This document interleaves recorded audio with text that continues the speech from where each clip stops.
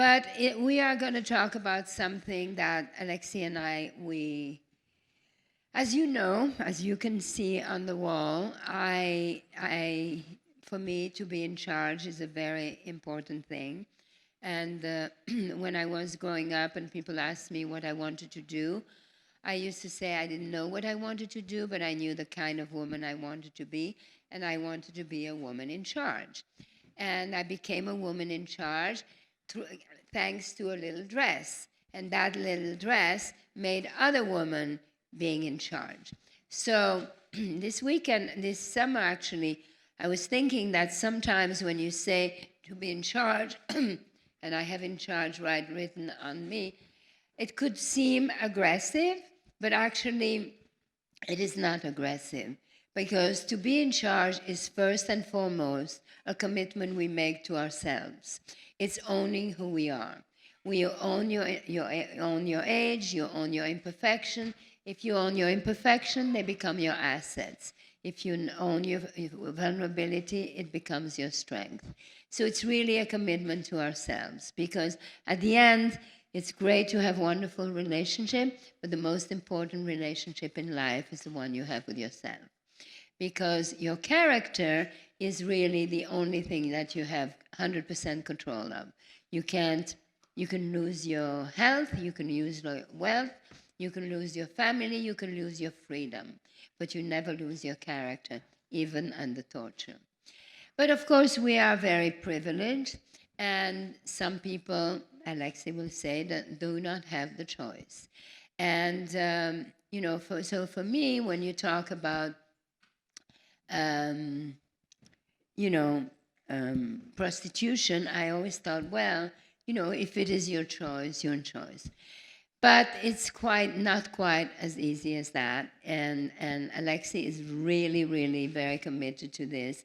And so I absolutely look forward to this panel. And it's a very serious thing. All of you have a voice, and when you have a voice, it's important that you use your voice for people who have no voice. And this is really what we are here today. So I would like to introduce you my friend Nicki, who I've known since she's 12, and she herself will introduce Alexi. Hello. First of all, I want to thank you, Diane, for so generously hosting us all here tonight. I remember a while back you were telling me how you had renovated this big space below your studio, and you really wanted to utilize it to do good things, to bring people together, to empower women, to support young designers, and hold discussions like we're having right now. And I also want to thank you for introducing me to Alexi. You know that I am passionate about human trafficking. You held a lunch not so long ago here for the mentorship program, which I started for human trafficking survivors. Amazing. Thank you. And you kept saying to me, you must meet my friend Alexi. She is so passionate about the human trafficking epidemic, and you have so much in common. But I didn't realize how much we really do have in common. We are the same age. We live in the same neighborhood, kind of, a few blocks from each other. We both have 2 children the same age who go to the same school. So how serendipitous that our anti-slavery work would bring us together. For those who don't know Alexi yet, she is a badass human rights lawyer who advocates for victims of domestic violence and sex trafficking. She's a phenomenal, phenomenal person. And she came to me over the summer, right around the time that this bill was introduced. A bill that would legalize pimping, legalize brothels, legalize the commercial buying of sex. And she was explaining to me how dangerous that this would be, how dangerous for women, for the state of New York, for humanity. So we said, we must do an event, because I feel like there's not so much information out there. I know a lot of you have even come to me saying, I'm a smart, educated person. How am I so ignorant that I don't know what's going on?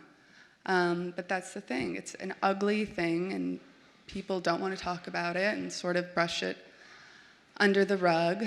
So we decided to do this event, and we immediately decided and agreed that it would be at DVF headquarters, whether she liked it or not. Thankfully, she was on board, and her and Luisella made it happen, so thank you. And yeah, thank you all for coming, and Alexi will be moderating an incredible panel of heroes, in my opinion. Tonight we're going to hear from activists, advocates, survivors, and have them open our eyes and teach us, educate us. So thank you all.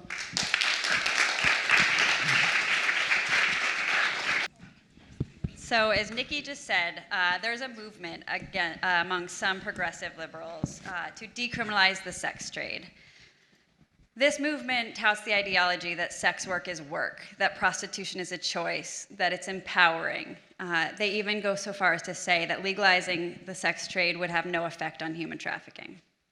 Were it not for my work as a prosecutor of human trafficking cases and my privilege to work among these incredibly brilliant, brave warriors, I might also subscribe to that ideology. But instead, I know that it's not empowering, that this kind of legislation would be regressive, that sex buyers fuel the industry and create the demand, that there's a historical acceptance of violence against women of color who are bought and sold, and that the sex trade is an inherently predatory industry that preys on vulnerabilities. People among both sides of the divide agree that no one in prostitution should be criminalized, but where we differ is in how to provide meaningful services to those people to help them exit prostitution, and how to recommend policy around sex buyers and pimps. So without further ado, I am thrilled and honored to introduce you to these leaders who can help us explore these themes even further. So I want to start and ask you each to introduce yourselves, who you are, what you do, and how you got there. My name is Yasmin Vafa. I'm the co-founder and executive director of Rights for Girls, which is a human rights organization based in Washington, D.C., dedicated to ending gender-based violence against young women and girls in the United States. And how I come to this work is as an Iranian-American woman who immigrated to this country with my family in the 80s during the Iran-Iraq War. And so I've always had innate understanding of the struggle for women's rights and girls' rights coming from the Middle East, but it wasn't until my law school years where I realized the extent to which the United States denigrates the rights of young women and girls. And so I became very passionate about working to address those issues here in the United States, which led to the founding of Rights for Girls.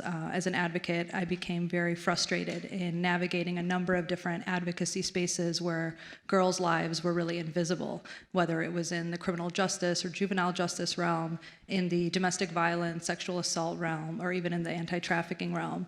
Girls, and particularly marginalized girls of color, were really invisible. And so we started Rights for Girls to really center the voices and the needs of our most marginalized girls. And so that's how I come to this work.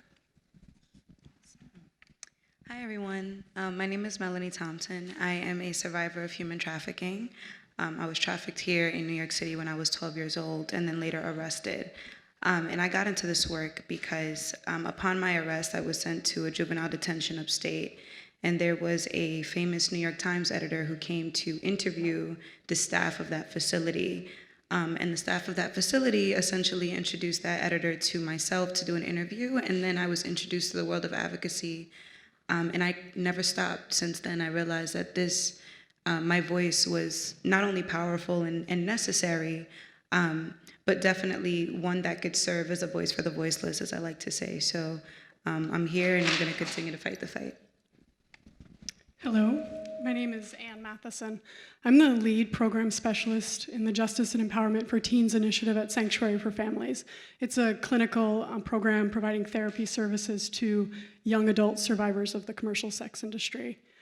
I started in this work over a decade ago in Seattle. I met a number of survivors in Seattle. I had already had a lot of concerns about this issue because I had seen friends of mine pulled into the industry and severely hurt by the industry. So while I was living in Seattle, I met advocates, survivors, who were in the process of creating a new nonprofit, the Organization for Prostitution Survivors. So I worked with them to found that nonprofit and worked there for a number of years. And then I traveled to Sweden to complete a Fulbright fellowship. I was researching global prostitution policy and specifically looking at the equality model in Sweden and comparing it to other models.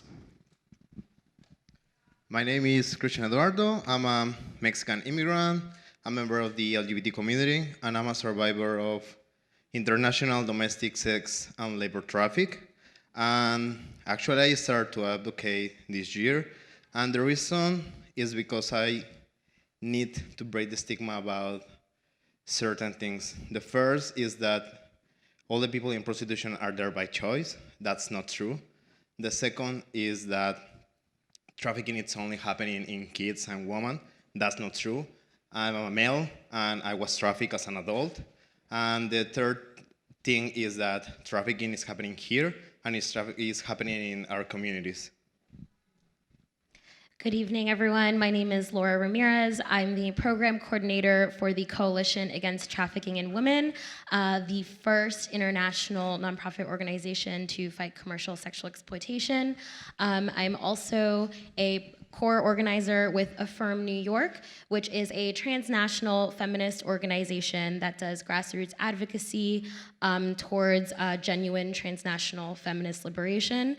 The word transnational means that no matter where you are in the world, your advocacy cannot ignore or forget the experiences of our sisters back home, and that's exactly what I am doing here in this work and in all of my work for the rest of my life, which is understanding that we are not alone in this world and that everything we do, especially here in the United States, the most privileged country in the world, affects women and girls all over the world.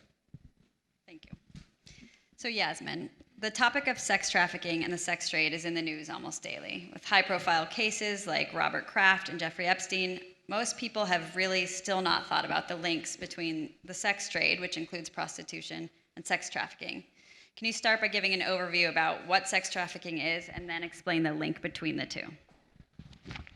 Sure. So under the law, the crime of sex trafficking occurs anytime an adult is forced or coerced into the sex trade, or anytime a child under the age of 18 is involved in the sex trade. Of course, a lot of people talk about the issue of prostitution and sex trafficking as if they're two totally distinct issues, but we know from our work that in fact these issues are inextricably linked, and that's true for a number of reasons. First, it's important to realize that when people talk about sex trafficking, what we're actually saying is people who are trafficked into prostitution. Another way of saying that is that although sex trafficking might be the means, prostitution is the ultimate end, that this is all operating in the same ecosystem, and that certainly sex buyers who are soliciting individuals in the sex trade are not meaningfully able to discern whether an individual they're purchasing is trafficked or not. The other way in which these two issues are linked is that we know from survivors and much of the global research that the vast majority of adults in the sex trade first entered as children. So under the law, they would be considered child sex trafficking victims. And so it's important to think about what happens when these kids turn 18. Right? Does this automatically become an empowered career choice for them, even if they maybe no longer have a trafficker? So it's really important to understand how these two systems are actually very closely connected. And we also have to understand how the policies that we enact to address one of these issues inevitably impact the other. And really quickly, can you go over, there's been bills introduced in both DC and New York. What do those bills decriminalize? Sure. So there's been a lot of momentum around, the need to decriminalize "quote unquote" sex work, and I think people hear this and initially might have a very, strong. Desire to support these moves, because I think we initially think, as you said, that it's really important to decriminalize individuals who are engaged in prostitution, who happen to be some of the most vulnerable members of our community, who often entered the sex industry as children. But what these bills do is actually go much farther than that. What they do is seek to legitimize the sex industry by repealing all of the laws around sex buying, pimping and pandering, as well as brothel keeping. And what we know is that in doing so, they actually fuel more harm, more violence, more exploitation, and actually directly lead to increased levels of sex trafficking. We all know that, sex buying is illegal in most parts of the country, except for a handful of counties in Nevada. And despite that, there are millions of men willing to break the law in order to buy sex. So imagine what would happen if suddenly we were to repeal those laws. More men would inevitably enter the market, not just from that jurisdiction, but from other jurisdictions where it remains illegal as sex tourists. And what that does is it drives up the demand. And the reality of the sex trade is that you're never going to have as many truly willing and consenting participants as a never-ending demand requires. And so that's where sex trafficking comes into play, because traffickers will always seek to capitalize on that demand, and they do so by targeting our most vulnerable. Exactly. So, Anne, can you talk about the impacts that full decriminalization or legalization have had in the countries that have implemented these models? For sure. So legalization and full decriminalization are nearly identical in implementation and the consequences that they both cause. In countries that fully decriminalize or legalize prostitution, more men buy sex, more women and children are trafficked into the commercial sex industry, primarily from poorer nations. To meet that demand for paid sex. There are high rates of violence against people in the trade. Organized crime controls the majority of both the legal and illegal markets. And brothel owners conspire with the pimps and traffickers to fill their brothels with women and youth, primarily women and youth of color. In Germany, I'm going to talk about a number of countries now and give specific examples from countries of how it's manifested. So in Germany, where prostitution is legalized, the intersection of capitalism and legalization has produced what they call flat rate and mega brothel chains. I'm going to read a quote from a German news article that is reviewing one of those brothel chains. Quote, "When the Pussy Club, a flat rate brothel, opened near Stuttgart, the management advertised the club as follows, quote, sex with all women as long as you want, as often as you want. Sex, anal sex, oral sex without a condom, 3 ways, group sex, gangbangs," end quote. The price, 70 euros during the day and 100 in the evening. According to the police, about 1,700 men took advantage of the offer on the opening weekend. Buses arrived from far away, and local newspapers reported that up to 700 men stood in line outside the brothel at any one time. Afterwards, customers wrote in internet chat rooms about the supposedly unsatisfactory service. They complained that the women were no longer as fit for use after a few hours. At closing time, many of the women collapsed from exhaustion, pain, injuries, and infections, including painful rashes and fungal infections that spread from their genitals down their legs. This club was closed 1 year later for sex trafficking. And that's in a country where it's legal. And that's in Germany where it's legalized. So now I'm going to talk a little bit about full decriminalization. Again, these are really the same models. The abstract theory behind full decriminalization is that the sex trade, a trade that is rife with violence and abuse, will somehow self-regulate to prevent exploitation. In 2003, New Zealand decriminalized sex buying, pimping, and selling. After full decrim, the number of unregulated brothels increased, and there were a high number of reports of incidents of violence against women in the industry, including murder. 80% of the women who are exploited in street-based prostitution in New Zealand are Maori and Polynesian. Rather than reducing the number of children exploited in the sex trade, New Zealand Commissioner for Children, Dr. Cindy Kiro, stated that New Zealand has a clear problem of child exploitation, which she said had most likely worsened since decriminalization. Police reports indicate that girls as young as 12 are being sold on the streets to adult men. And this is because there's a demand in New Zealand for children, because the buyers want unprotected sex, but they also don't want STIs. So sex buyers don't differentiate. They don't ask someone if they're trafficked. They don't ask someone, are you over the age of 18? In fact, many sex buyers are actually specifically seeking out children because they really want someone who they can manipulate and control, who they can act out, whatever fantasy of dominance and degradation that they want. And they find that vulnerability of the person that they're buying arousing. So even though New Zealand has been identified as a destination country for trafficking, it took the country 12 years to prosecute a single trafficker, because after full decriminalization, it became the case that the laws were so advantageous to traffickers. I'm going to talk, just if we have the time, I'll talk about the Netherlands too, because this is another country that people hold up as an example of success, which is really a big myth.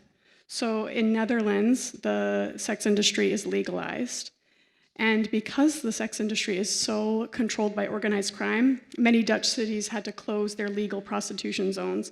And Amsterdam closed half of their legal prostitution windows because the city council had determined that they were completely run by organized crime. An investigative report was published by the National Police Service, and it documented that criminal gangs working as pimps and bodyguards had been using extreme violence against women in the industry, and specifically in the legal, licensed, supposedly safe, protected portion of the industry.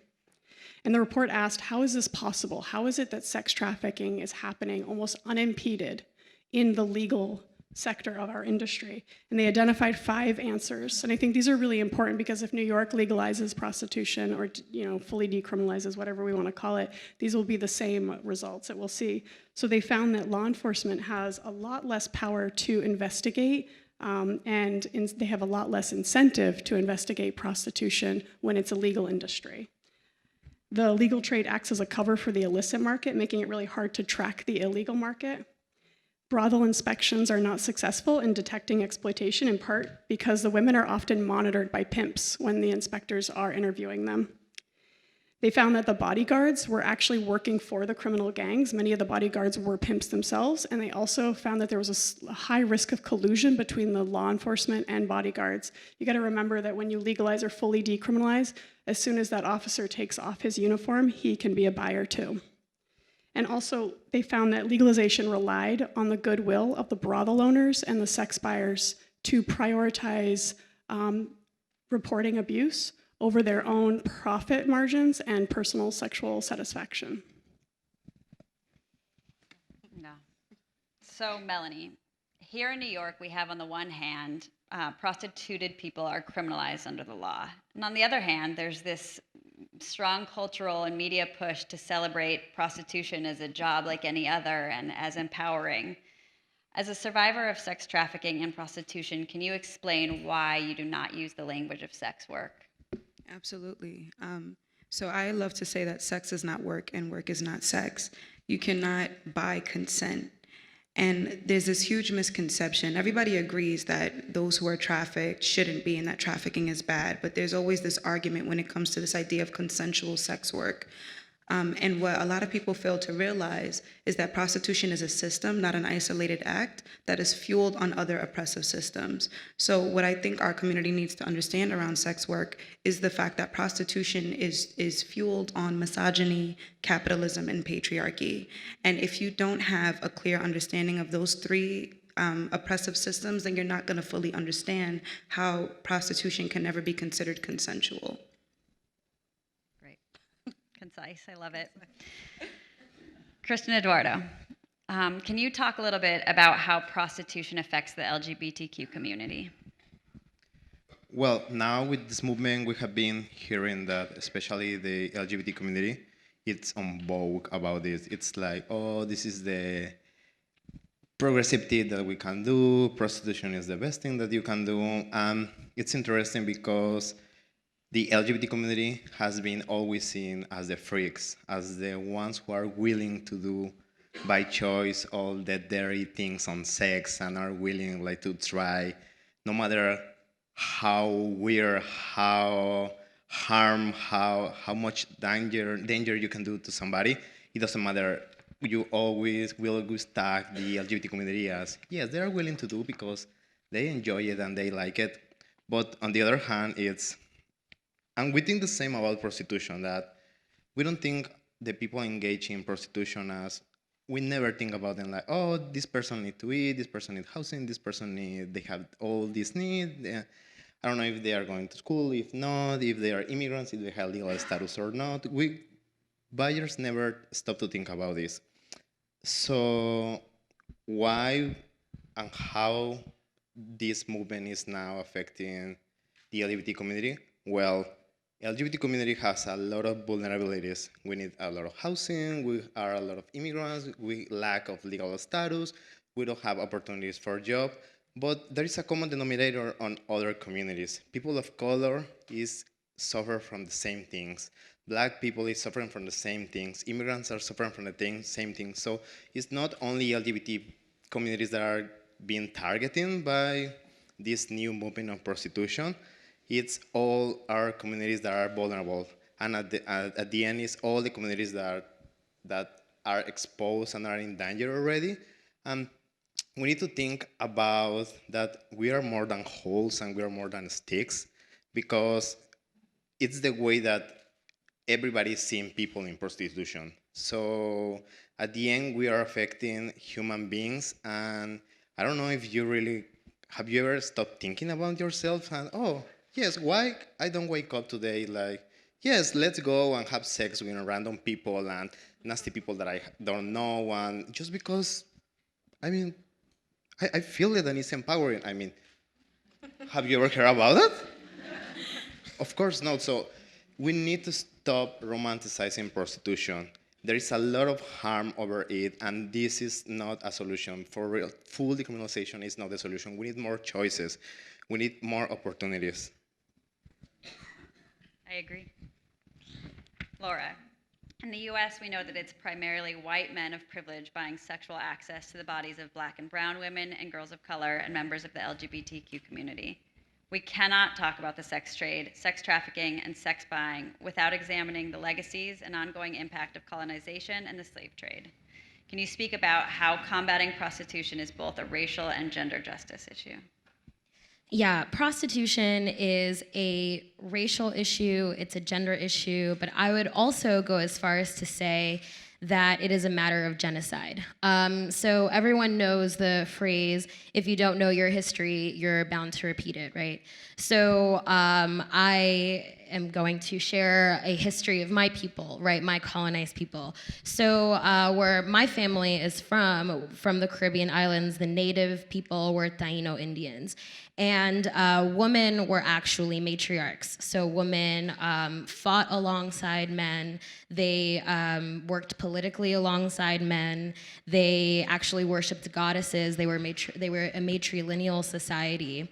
And as soon as the colonizer stepped foot in Hispaniola, the very first thing that they did was sell our women. Christopher Columbus used to sell girls under the age of 12 years old. There are cases that say that he sold Taino girls who were around 9 years old. So fast forward 30 years in the island, and 90% of Taino Indians were completely annihilated.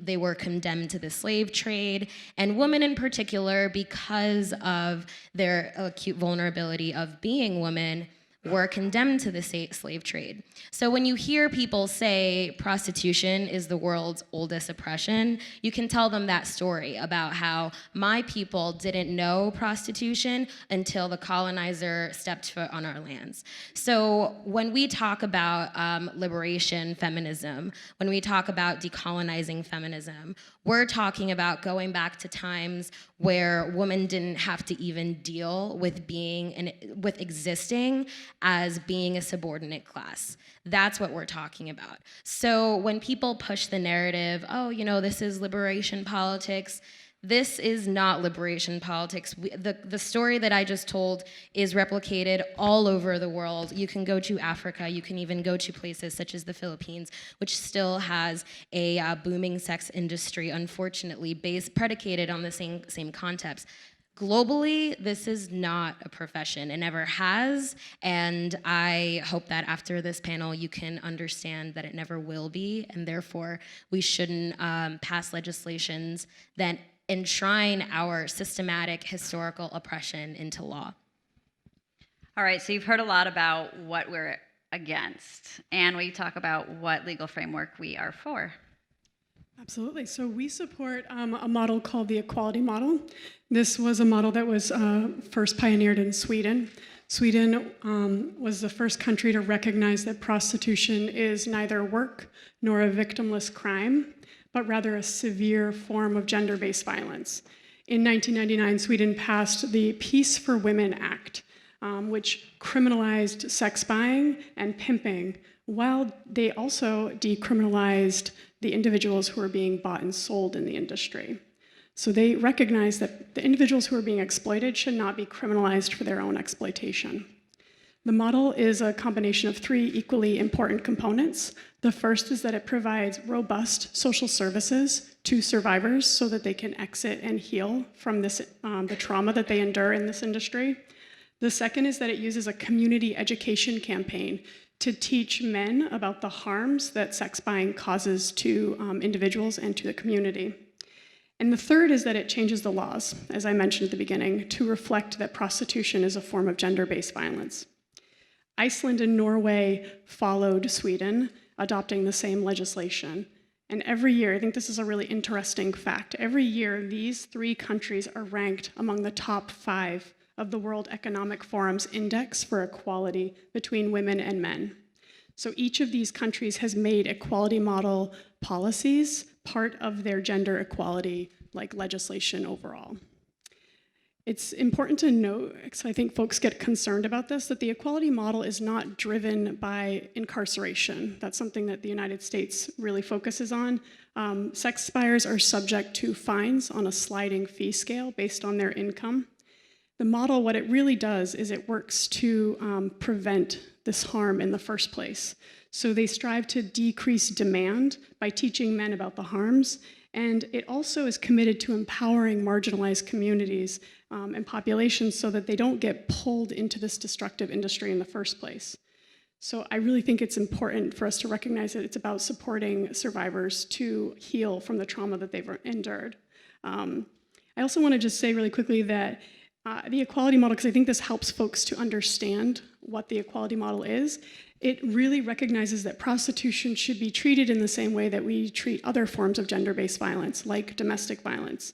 So the model only decriminalizes the individual who is being exploited. It doesn't decriminalize the sex buying, the pimping, the trafficking. And this model has been adopted in 7 additional countries. So there happens to be a huge misinformation campaign about this model, whereby detractors claim that it's a failure, that it pushes prostitution underground, makes it more dangerous for people in the sex trade. We don't have time to get into all the myths, but can you address 1 or 2 of those myths? For sure.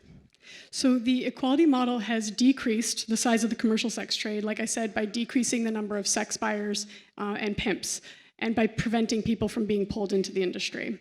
Also, the model helps folks, as I said, who are in the sex trade to exit. And it's really important. Again, they help them to access the services they need to heal. So what all of this means is that the equality model is a major threat to the big business interests that profit from the sex trade. This is, I just always want to contextualize this. This is a multi-billion-dollar global industry. So a really big industry, a lot of folks with a lot of vested interest in seeing this industry normalized, decriminalized, legalized, and seeing it expand across the globe. So also that means that there's significant power behind the scenes invested in discrediting the equality model, because the equality model is our the single biggest threat to the sex industry right now. Before enacting the equality model, Sweden actually had a full decrim model, and it was because of the failures that this model was showing in the country that they enacted the equality model in the first place. And after it was passed, they saw the percentage of men who were buying sex drop from 13.6% to 7.4%. And it was because the demand dropped that the size of the industry began to shrink dramatically. In our culture, we really hyperfixate on the choices made by people who are bought and sold in the industry, and I always tell people that this is actually a form of victim blaming. And it obscures and it hides the individuals who are truly making empowered choices, the pimps, the sex buyers, the traffickers.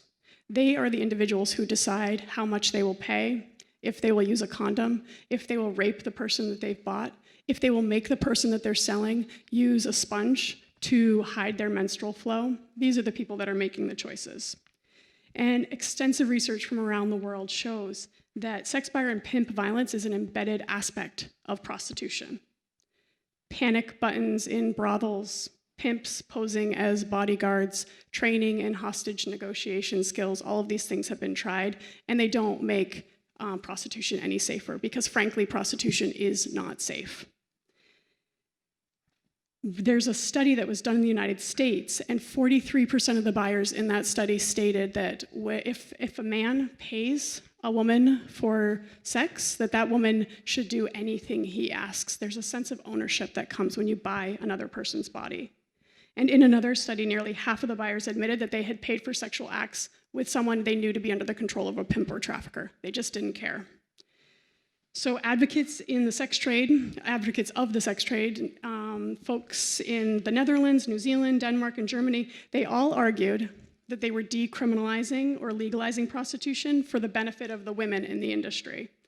But those who truly benefited from this multi-billion-dollar trade and who continue to benefit are the brothel owners, the pimps, the sex buyers, and the governments who are bringing in significant tax and tourism revenue.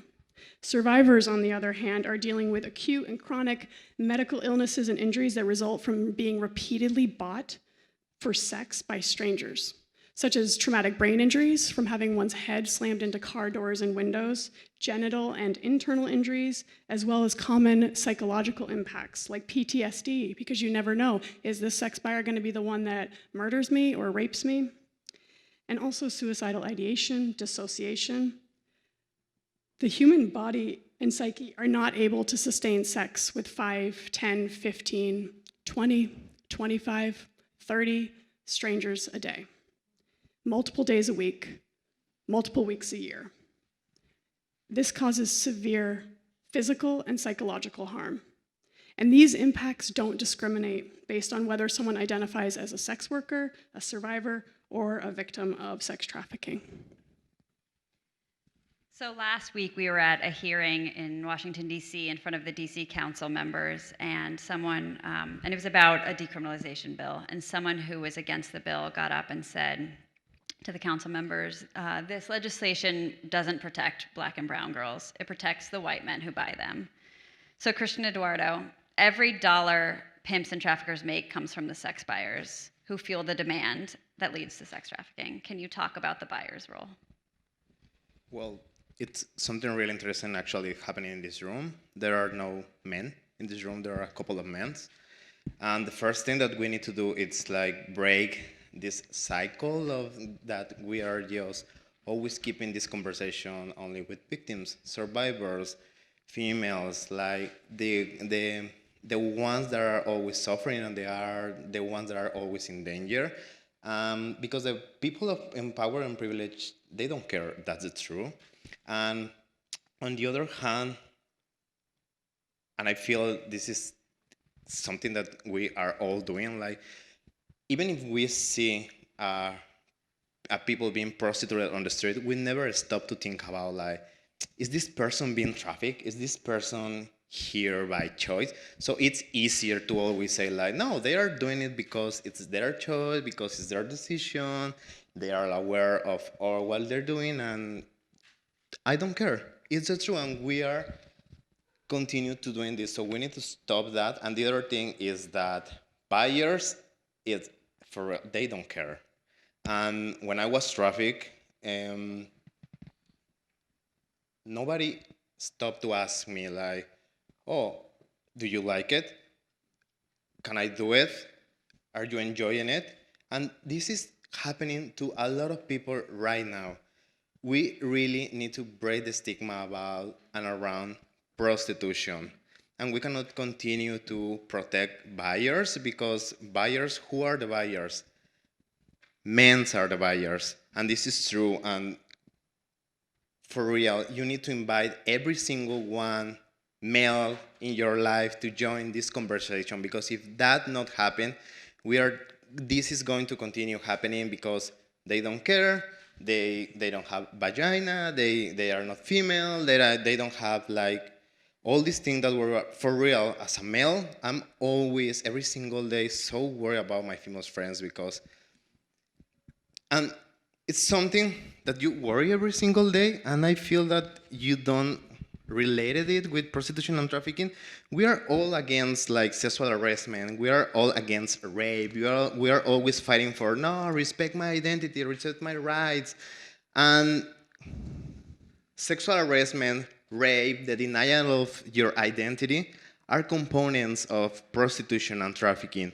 So we need to stop shielding the buyers, and if they want full decriminalization for real, why this panel is full of victims, activists, survivors? Why they are not buyers coming here and standing that, oh, I have the right to buy the body of somebody because I have money and power and I don't care? Tell me, what are the reasons to buy somebody? Why are we still doing that? Can you for real imagine just yourself, put yourself like, and if you really need housing, if you don't have food, if you are here without legal status, if you cannot find a job, like, it's not a decision to move to prostitution for real. It's never going to be a solution. And the buyers are just preying on these people, and the problem is that we are feeding these vulnerabilities, and we have this tendency to think that everybody in the world is like, we are all good persons, we are worried one each other, and that's not true. Believe me, that's not true.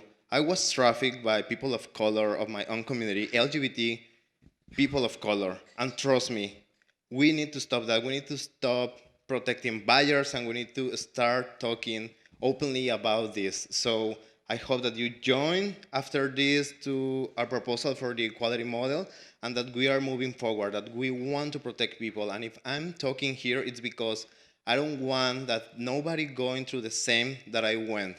I walk in hell, and nobody deserved that.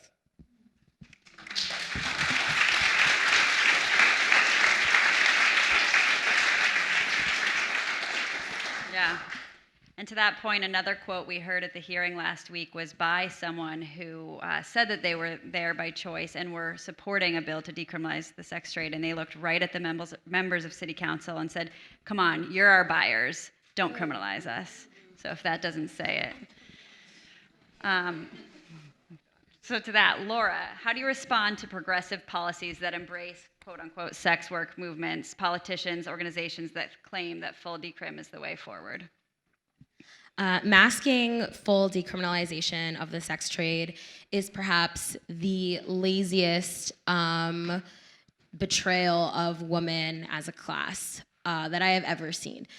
I would encourage people to be more strategic and to be more liberation and focus liberation in their advocacy politics. You see, the thing is, when we speak with people who have been in the trade and who justify their existence in the trade, right? So we're talking pro-sex work advocates. They all share the same story. I think it was one of you who said there's no difference between a sex worker, a prostituted person, and a trafficked victim because they all experience the same material reality. But when in speaking with people who are according to them, willingly engaged in the trade, they say, well, I do this because I need to pay my rent, or I do this because I need to pay for school, or I do this because I'm a trans individual and there's, there's not equal protection in hiring. You know what those sound like to me? That sounds like an Education for All campaign, a job protection campaign, a regulate housing campaign. Those are campaigns that are actually progressive and actually have a vision of liberation and actually have people's best interests at heart, as opposed to the pro-men feminism that we hear being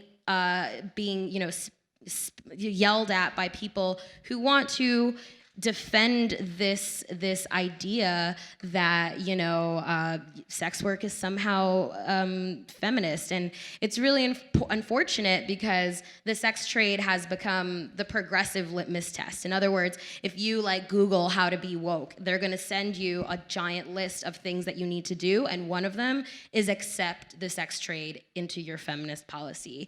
And we are here to tell you that that is absolutely not true. If we know where we're coming from and we know where we want to go, and that is a world without violence, without patriarchy, without misogyny, then we would know better than to cement women's subordinate position in society as a class that exists to be purchased for the purposes of male sexual satisfaction.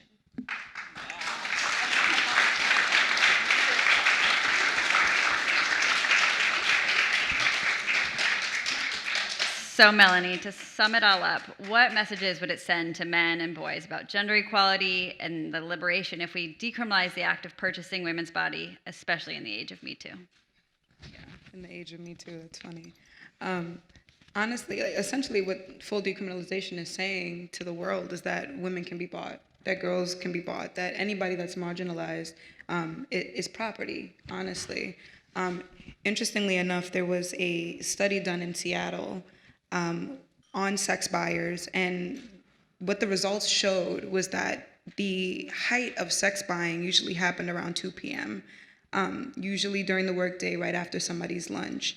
And I can personally attest to what that looks like, considering the amount of people that have purchased my body for their lunch hour special. So really, if we fully decriminalize the sex trade in its entirety, what we're really saying is that you can continue to view people as commodities and that consent can be purchased. And we're also saying to individuals that $1 or $100, whatever have you, means that you're no longer oppressed. And that's an issue. That's something that we need to combat as a community, and whether or not if you're marginalized or privileged, we all have a role to play in that. So. Right, and if that guy goes out and buys sex at lunchtime and comes back, how is he going to treat you as an equal in the conference room? And how are you looked at in the office? I find it really, really baffling, in my opinion, that in the age of Me Too, somebody goes public or somebody just comes out and says, you know what, I went out last night and I was raped.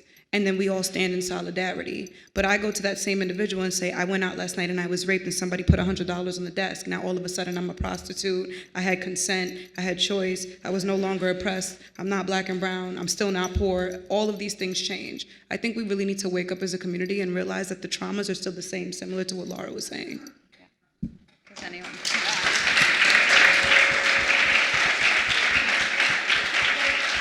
Does anyone have a last thought they want to close on, or should we? What can we do? What can we do? You can spread the word. You can talk to people. When you hear sex work is work, push back on them. Explain what you've learned today. When you see it in the media, when you see popular magazines whose audience are young girls talking about sex work being liberating, push back on them. And then there's another thing you can do. Well, we have a little handout here because the language is confusing. So when you do talk about it, we've got your support here. But you can also donate. What the money would go to is a survivor leadership fund, because we work with these incredible survivors who do this out of the goodness of their hearts and because they don't want anyone else to experience what they've been through. But it's not their jobs; it's their extracurricular. So let's help fund them and make it make their work worthwhile. So that's what you can do. Yeah. And I just want to say that it can seem like an unpopular thing to advocate be for it first, but as someone who has been protesting gotten backlash for this exact thing, it's really not that bad. Yeah. Yeah, Amy had her show protested and is still here, so thank you. Thank you for using your voice.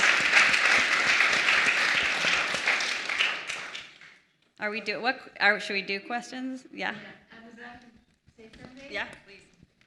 Two things I want to say is, first of all, for me, one of the things that really opened my eyes is sex industry is such a huge, huge industry. And the reason why it is such a huge industry is because the inventory is free. They don't pay for the inventory. If you are a drug dealer, you have to buy the drugs and sell it. You don't buy this inventory, and it's replenishable.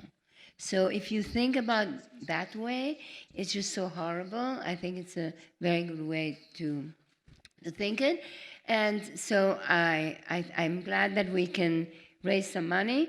So when you go downstairs, if you shop, I will give you 20% will go to your organization, and I personally will match the 20%.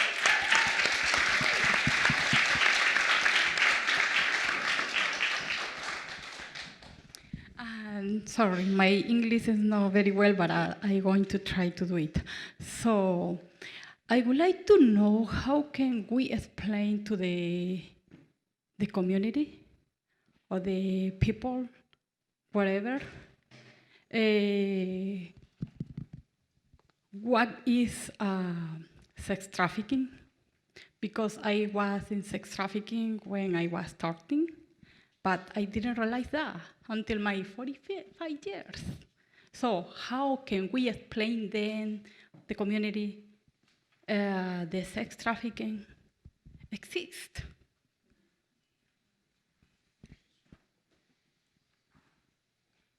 I mean, I think it's really critical to know it's much more pervasive than anyone thinks. I mean, again, I'm based in Washington, D.C., and I can just give you an idea that one of the, few organizations serving trafficked youth is currently serving 70 kids with another 23 on the wait list.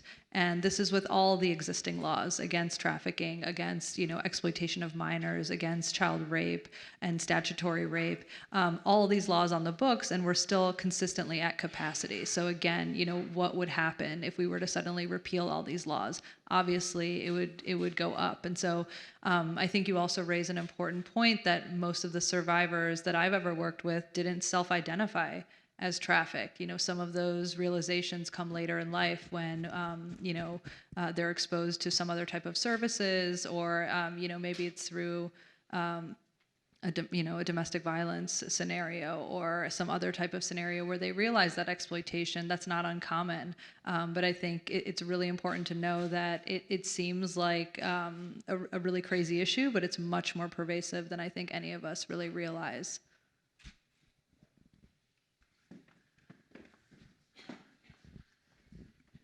Well, I really want to just tell everybody that you are quite an impressive group and brave.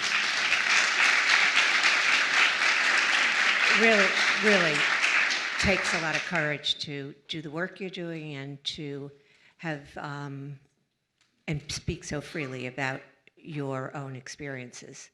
Alexei, convinced. That's why I wanted you here. You got me. My question is, I'm a little confused. If we do not decriminalize, we stay exactly as we are. No, I think so. That's what I need help understanding. So what we're advocating for is the equality model, and that is also known as the Nordic model, Swedish model, or partial decriminalization. So think about it as the partial decriminalization. Right. So I think where you're getting confused is like full versus partial. So what we're advocating for is the decriminalization of the person that's engaged in prostitution, i.e. myself, i.e. Christian, i.e. any of the survivors that are engaged in prostitution, but it still keeps the penalties for the perpetrators. And that's whether you self-identify That's the equality model. That's the equality model. Okay. And that's whether you're trafficked or you self-identify as a sex worker and you want to be there. Decriminalizing decriminalizes the sex trade for the people who are bought and sold in prostitution, regardless. So for the women and also the men who are become victims, talk to me about what we can do that will give them alternative lifestyles if they think that this is something that they have to do to put food on the table, take care of their kids, pick them up from school. Help me understand, because we are not, unfortunately, in some ways, or very fortunately in others, we're not Scandinavian. We are we're a bunch of mutts, but and it's different. It's just different in this crazy, wild, world we live in. So thank you.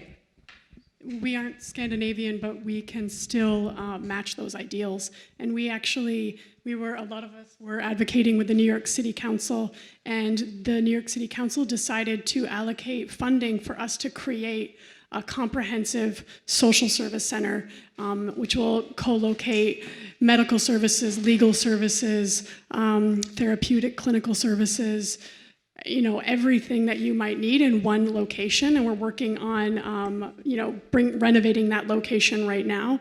Now, this is these centers actually were pioneered by Sweden. This is one of the key components that they said you need to implement if you're going to implement the equality model. And so we're working on bringing that for the first time to the United States right now. It'll be opening in a month, and it's called the Empower Center. Good for you all.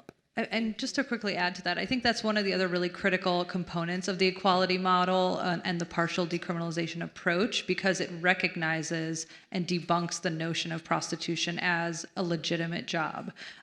Part of what you'll see with these legislative proposals that seek to just fully decriminalize the sex trade is that there are no services, right? Because why would you provide services to help people out of a legitimate profession? So I think this is why all of us really advocate for the equality model, which is the decriminalization of those engaged in prostitution, coupled with vital services, resources, exit strategies, and as well as sealing and expunging their criminal records so that they can actually exit the industry, access housing, jobs, and other opportunities. But if you legitimize prostitution as work, there's no incentive to help people out of it. And it also sets a really dangerous precedent down the line in terms of, are we then ready to deny poor women unemployment benefits for turning down a job opening at a brothel? So I think we have to be really, genuine about, is this a job like any other? And feel confident debunking that. How close are we to? Hi, congratulations to everybody. Sheila Maloney from the CUNY School of Journalism. I'm from Ireland, where we have the equality model in place. And it's great. But thanks to the great work of an activist whom I'm sure you've heard of, Rachel Moran. I was just wondering, because I was in Amsterdam recently myself, actually, and I was shocked. I've been there before, but I was shocked to see that there are actually prostitution museums there now.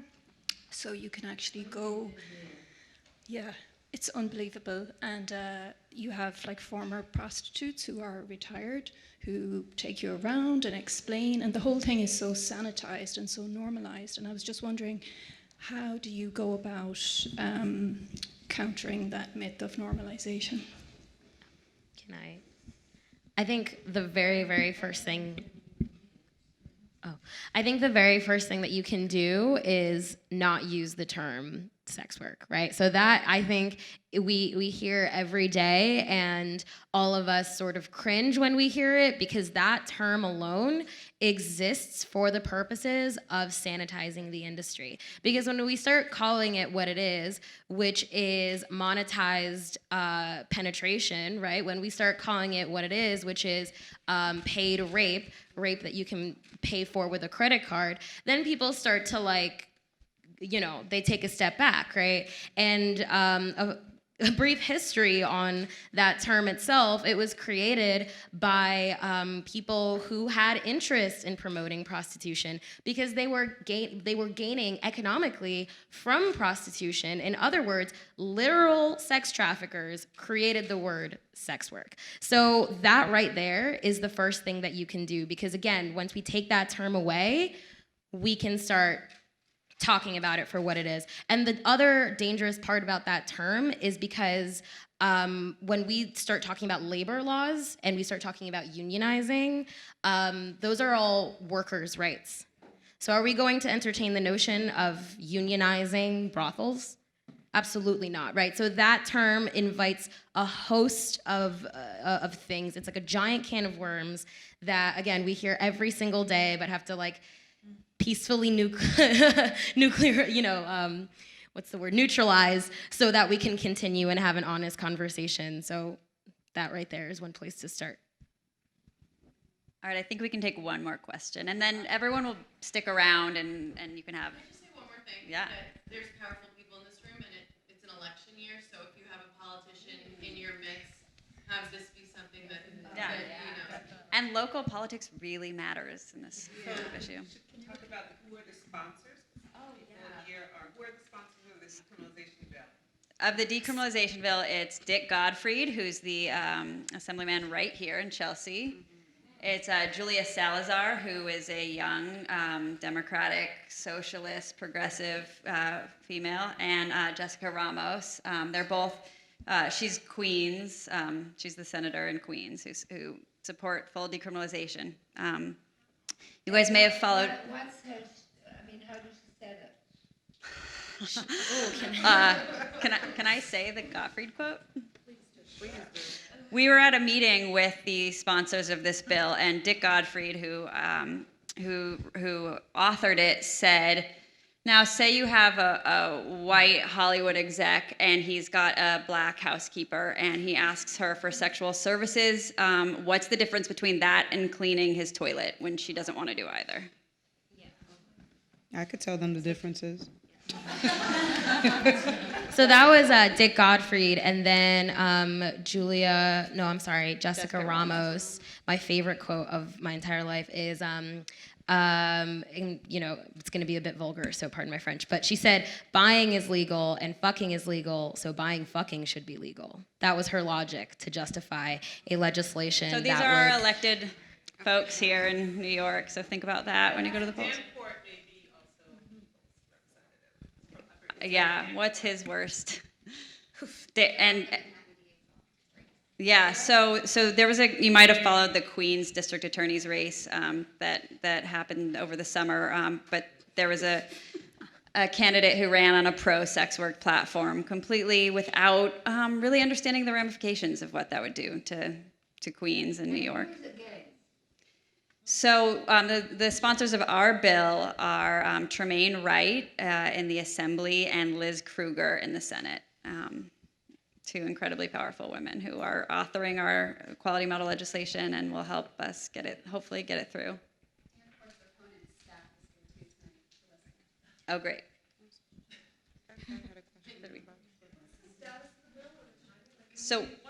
So our bill we're authoring, we'll hope to introduce it in January when the session starts back up. So just look out for it.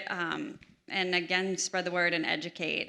If you happen to have any personal connections to any members of the New York State Legislature, have these conversations. Do you need us to come to Washington? Yeah, Yasmin does. So our bill actually moved quite farther. We just had a public hearing, which is the first step in the bill being legitimized and taken seriously last week. There were 170 witnesses. It went 14 hours. There was actually more people in support of the legislation than against, but we, had a formidable force, and many survivors of the sex trade came from all over the country, many of whom had been exploited in Washington, D.C. And, for folks that for many years have been thinking this was a fringe movement, these bills had no chance of really moving forward, it's not just New York and D.C. They're being introduced in a number of different states. Again, based on the vagueness of the term sex work, it's appealing to people's inherent understanding that the status quo isn't working. We shouldn't be punishing women in prostitution. They are vulnerable. But what they actually do is go a lot further and threaten to actually fuel more harm. One of the other, I think, talking points that you'll hear, and we hear a lot in DC as well, we're keeping all the laws on trafficking. Of course, we abhor trafficking. Everyone abhors trafficking. We're just repealing the pimping and pandering statutes. Well, the prosecutors and law enforcement in the room will tell you that's actually how the vast majority of trafficking cases are prosecuted. It's very difficult to bring an actual trafficking case. And so most of these cases are pled down. And so, you would be removing all these laws off the books. And, we give the example of it's basically, repealing the laws against second-degree murder, manslaughter, involuntary manslaughter, and saying, but don't worry, we still have first-degree murder. These are lesser penalties for trafficking. It's really important that we retain them on the books. And it's the same with the New York law. They say they're maintaining all aspects of the human trafficking laws, but they're repealing a statute of promoting prostitution, which is pimping. And so if you don't have that, prosecutors have no leverage for any plea agreements. It forces them to put traumatized survivors and victims on the stand to testify to their force, fraud, or coercion, which prosecutors can't always do. So they are gutting human trafficking laws. Are there any petitions? There's a petition about the DC bill that we can share. We can share with your social media team and they can get it out. Another thing you can do is if you're part of the media, tell this story because the media tells a very one-sided story of the white girl who went to Yale grad school and stripped to get her way through it and found it empowering. And that's what we hear, and we don't hear this, and people need to know the truth. There are media connections in the room. Use them. And social media, too. Twitter, and all those assembly members, they're on Twitter. Dick Gottfried on Twitter. And I was 1 week ago on the DC hearing, and the truth that I was sitting there for 6 hours, and at the beginning I was really mad. It was a lot of feelings. And the truth is that I don't want that to happen here because what I was hearing over there, it was like most of the testimony were about survival sex, no choices, no opportunities, and we need to stand for this. So I invite you, every single one of you, if you hear somebody talking about full decriminalization, like open that conversation, don't be afraid, like support us. Also, we need a space to do more things like this if you can connect with Alexis. So we are more than open to educate everyone and every single New Yorker here because I don't want to see what happened in DC 1 week ago being here, like protecting buyers and perpetuating this harm and this nonsense of that it's better to buy pleasure than to kill or harm a human being. So please join this movement and support us in every single way that you can. Come with us, talk with us. Like we are really open to educate every single one about this issue. Please, thank you. Let me just say, because I know people I see, we're trying to get out of here. But I think it's also very important to note that you might also come across people who claim that they're a consensual sex worker, XYZ, but also recognize that a lot of them are still in trauma. And I can attest personally that when you're in trauma, especially in prostitution, a lot of times you have to find a way to justify your trauma in order to get through it. And I remember a time when I was 16 and I was in a life that I told myself that this was empowerment and liberation so that I can get through another sex buyer, so that I can continue to go to another hotel room and make sure that I can keep my sanity. So you might come across somebody who's chanting consensuality, but still hasn't processed their own trauma. So don't just take the narrative at face value. I love to say that it's the same story, different narrative when it comes to both sides of the divide. So just recognize, going back to those ideas of systemic oppression, that we're all suffering the same traumas and abuses. One may have a pimp, one may not.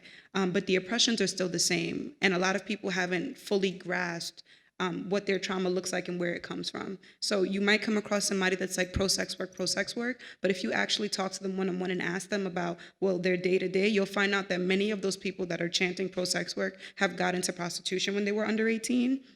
A lot of times because they were suffering from the effects of systemic oppression. So just keep that in mind when you come across somebody who's holding a red umbrella and saying that this is work.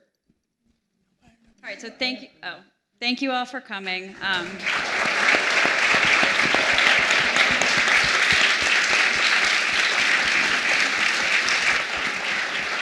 If anyone wants to ask questions, we'll be up here for a while. Thank you.